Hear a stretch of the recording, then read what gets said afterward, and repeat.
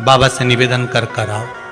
मुझे विश्वास है ज़्यादा से ज़्यादा अगर समय मेरे बाबा ने लिया ना तो 2 महीना, 1.5 महीना, 2.5 महीना, इससे ज़्यादा नहीं लेगा। बाबा कार्य सफल कर ही देगा। विश्वास रखकर शिव। एक बात श्रेष्ठता में कही गई है, सांप के फन में जहर होता है।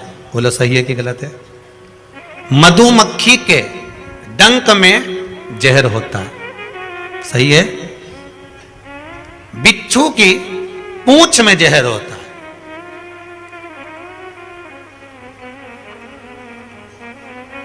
पर मनुष्य जो छल करने वाला होता है, कपट करने वाला होता है, एक दूसरे को धोखा देने वाला, झूठ बोलने वाला, छल करने वाला जो होता है, उसके तो रोम रोम में जहर होता है। कब कहां से डसेगा मालूम ही नहीं पड़ पाएगा। पर सांप को तो पहचान कर कह दोगे कि यह काटने वाला है। बोलो सही है कि गलत है? बिच्छू को देखकर डर जाओगे कि यह काटने वाला है। मधुमक्खी का डंक देखकर डर जाओगे कि मधुमक्खी काटने वाली है। इंसान को कैसे पहचानोगे कि यह काटने वाला है? मनुष्य को कैसे पहचानोगे कि यह काटेगा?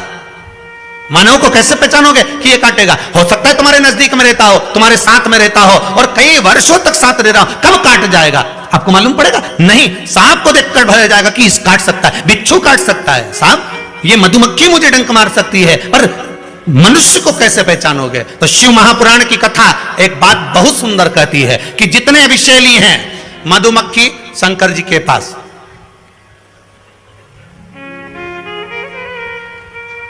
शिव जी का नाम एक धूमवान है। क्या नाम है? धूमवान। माता पार्वती का नाम एक धूमावती, जिनके पास में मधुमक्खी ढेर, पूरे शरीर के आसपास में मधुमक्खी है, धूमावती के। शिव जी के गले में सर्प, वो भी विषैला, कानों में बिच्छू, वो भी विषैला। हम कैसे पहचानेंगे कि ये व्यक्ति विषैला है, ये हमको धोखा देगा, ये कपट करेगा, ये छल करेगा, ये झूठ बोलेगा, ये प्रपंच करेगा? कैसे पहचानेंगे? शिव महापुराण की कथा कहती है हमें पहचानना नहीं है। सांप डसेगा, ये उसका काम है। मधुमक्खी काटेगी, डंक मारेगी, ये उसका काम है। बिच्छू डंक मारेगा, ये उसका काम है। और मनुष्य हमको छलेगा, झूठ बोलेगा, कपट करेगा, हमारे साथ धोखा करेगा, ये उसका काम है। पर एक बात याद रखना, सांप का जहर उतारने वाले का नंबर अपने पास रख लो। काटेगा तुरंत उसके पास पहुंच जाना, फोन लगा के मैं आ रहा हूं, काट खाया। बिच्छू काटे, बिच्छू वाले का नंबर अपने पास रख लो, जैसे ही काटे तुरंत उसके पास पहुंच जा। मधुमक्खी काटे तुरंत उसके पास पहुंच जा। उसी तरह मनुष्य जब काटे तो श्री शिवाय नमस्तुभ्यम मंत्र याद रखना, बस जहर उतर जाए।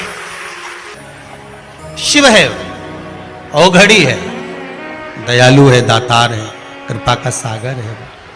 महाराज, ऐसा कोई कार्य नहीं जो बाबा नहीं करता। एक बात अपने ध्यान में रखिएगा, जिस समय पर आपको लगे कि कोई समस्या बहुत बड़ी आके खड़ी हो गई है, और बहुत बड़ी समस्या, और आपकी दृष्टि में लग रहा है कि आपको ये समस्या बहुत बड़ी है, आपकी दृष्टि में आपको ऐसा महसूस हो रहा है कि ये समस्या बहुत बड़ी है और इसका कोई हल नहीं निकल रहा, सब जगह से होकर आ गए, हर जगह जाकर निवेदन कर लिया, विनती कर ली, और वो समस्या आपको लगता है कि बहुत बड़ी है, तो शिव महापुराण की कथा कहती है, महाराज बेलपत्री के पेड़ के नीचे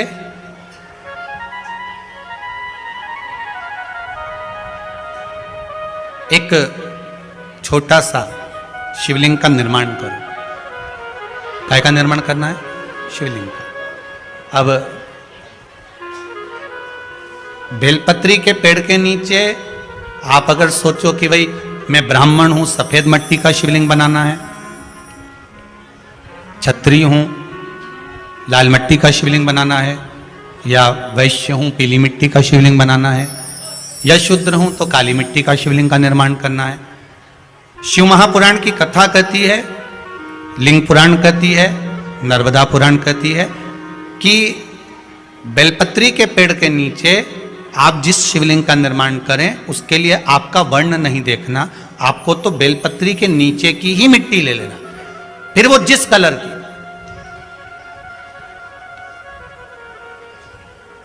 हाँ, अगर आप घर में शिवलिंग का निर्माण कर रहे हो तो आपको वर्ण देखकर मिट्टी लेना है कि हम ब्राह्मण है तो सफेद मिट्टी का शिवलिंग बना ले, वैश्य है पीली मिट्टी का बना ले, क्षत्रिय है लाल मिट्टी का बना ले, शूद्र है तो काली मिट्टी का बना ले। पर अगर कोई समस्या बड़ी विकट है और आपको लगता है कि इसका कोई हल नजर नहीं आ रहा,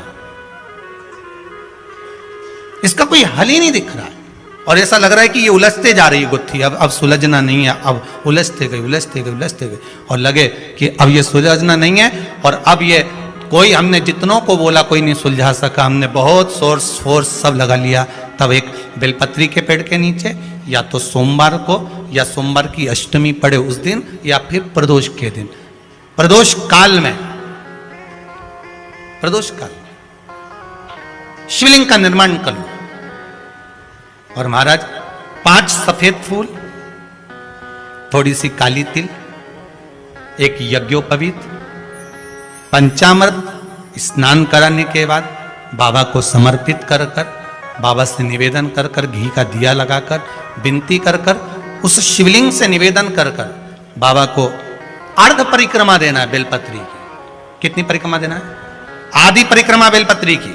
आधी परिक्रमा कैसे? जैसे शिवलिंग का निर्माण आपने यहां करा तो सामने बैठकर अगर आप उठे हो तो आधा बेलपत्र के पीछे जाना और वापस लौट कर आ जाना, पूर्ण परिक्रमा नहीं, अर्ध परिक्रमा कर कर शिवलिंग को नमन कर कर, दीप जब ठंडा हो जाए शिवलिंग को उठाकर निवेदन कर कर विश्राम कर दीजिए। उस कार्य को बोलकर शिवलिंग को जल में विसर्जन करना। कौन सा कार्य? जो सब दूर से आप हार गए और लगा कि अब इसके सिवाय कोई सार तत्व नहीं है, तब करना ये उपाय, तब करिए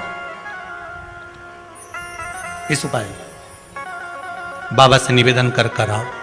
मुझे विश्वास है ज्यादा से ज्यादा अगर समय मेरे बाबा ने लिया ना तो 2 महीना, 1.5 महीना, 2.5 महीना, इससे ज्यादा नहीं लेगा। बाबा कार्य सफल कर ही देगा। विश्वास रखकर शिव की आराधना करें। करुणा सागर शंकर है। विश्वास रखकर आपने अगर भाव प्रकट कर, कोई भी उपाय आप कर रहे हैं उसमें आपकी विश्वासता होना चाहिए, उसमें आपका भरोसा होना चाहिए, उसमें आपकी दृढ़ता होना चाहिए।